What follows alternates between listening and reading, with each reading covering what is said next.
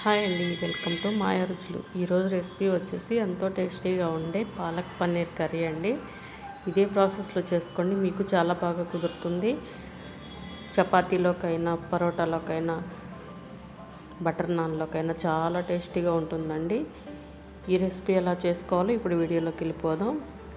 ముందుగా ఒక కళాయి తీసుకొని శుభ్రంగా కడిగి పెట్టుకున్న పాలకూరని ఇలా వేసుకొని స్టవ్ వెలిగించుకొని మూత పెట్టుకొని మగ్గించుకోవాలి. వాటర్ పోయే అవసరం లేదండి, దానిలో ఉన్న వాటర్తోనే మగ్గిపోతుంది. ఇలా చల్లారిన తర్వాత ఇలా మిక్సీ పట్టుకోవాలి.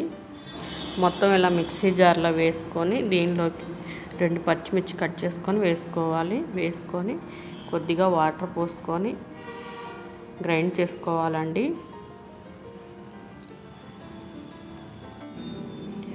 ఇలా ఫైన్గా గ్రైండ్ చేసుకొని పక్కన పెట్టుకోవాలి. ఇప్పుడు స్టవ్ మీద ఒక కళాయి పెట్టుకొని దానిలోకి 1 టేబుల్ స్పూన్ ఆయిల్ వేసుకోవాలి. 1 టీ స్పూన్ జీలకర్ర వేసుకోవాలి. 2 బిర్యానీ ఆకులు వేసుకొని ఫ్రై చేసుకోవాలి. ఫ్రై అయిన తర్వాత 1 కప్ ఆనియన్స్ వేసుకోవాలి.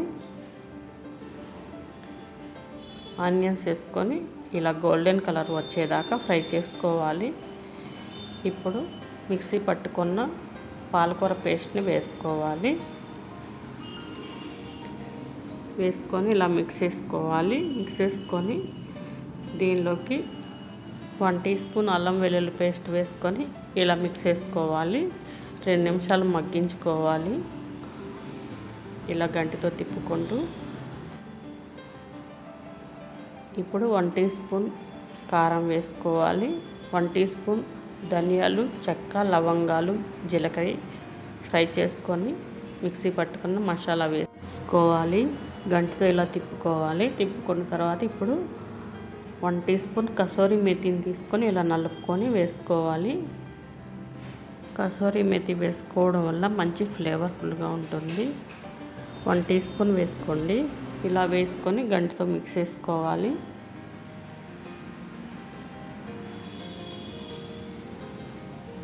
ఇప్పుడు ఒక 1 టీ స్పూన్ సాల్ట్ వేసుకొని మళ్ళీ మిక్స్ చేసుకొని మూత పెట్టుకొని 2 నిమిషాలు మగ్గించుకోవాలి. ఇలా 2 నిమిషాల తర్వాత గంటితో ఒకసారి తిప్పుకొని వాటర్ పోసుకోవాలి.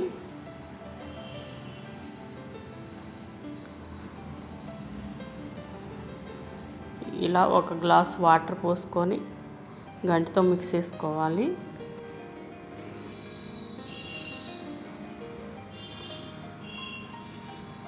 ఇలా బాగా మిక్స్ చేసుకోవాలి మొత్తం.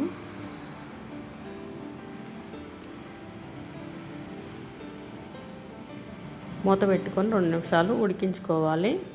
ఇలా ఉడికిన తర్వాత ఇప్పుడు దీనిలోకి పన్నీర్ కట్ చేసుకొని వేసుకోవాలి. 200 గ్రాముల పన్నీర్ తీసుకున్నానండి. 2 ముక్కలు పక్కన పెట్టుకొని తురుముకున్నాను. ఈ పన్నీర్ కూడా వేసుకొని ఇలా ఉడికించుకోవాలి.